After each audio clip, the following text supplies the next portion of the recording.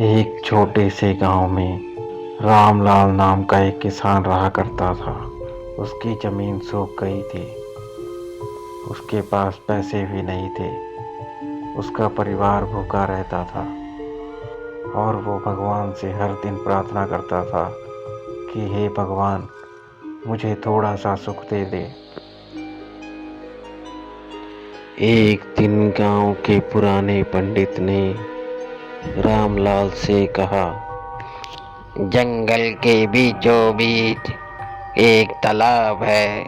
तालाब के पास की मिट्टी में सोना छुपा हुआ है, पर रात के टाइम वहां पर मत जाना, क्योंकि वहां पर बहुत से भूत रहते हैं। लेकिन रामलाल ने सोचा, भूत वूत जैसा कुछ नहीं होता। मैं तो रात को ही जाऊंगा। अगर सोना मिल गया तो मेरा परिवार तो बच जाएगा।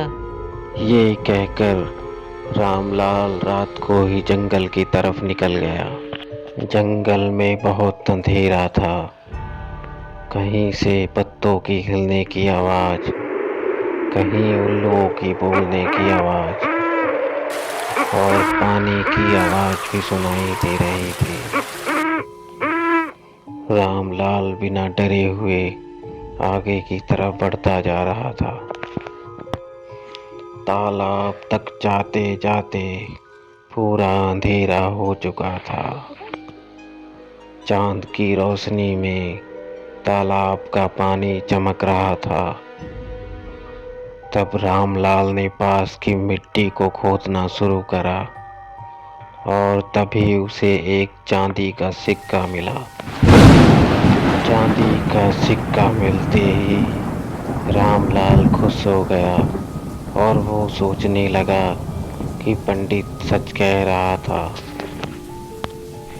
लेकिन तभी एक बच्चे के चलने के कदमों की आवाज सुनाई दी और उस बच्चे ने कहा, ये जमीन मेरी है।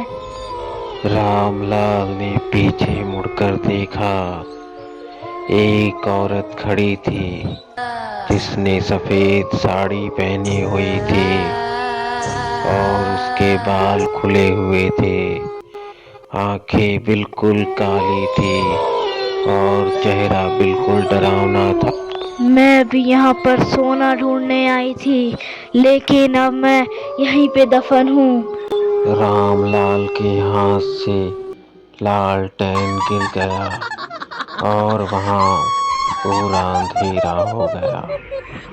तभी वो चुड़ैल रामलाल की तरफ बढ़ी और रामलाल के पैर जैसे जम से गए।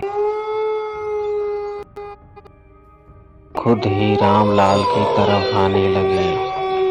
रामलाल ने भागने की बहुत कोशिश की, लेकिन कोई फायदा नहीं हुआ।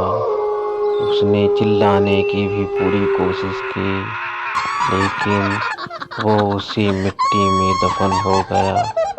और उसके बाद अगले ही दिन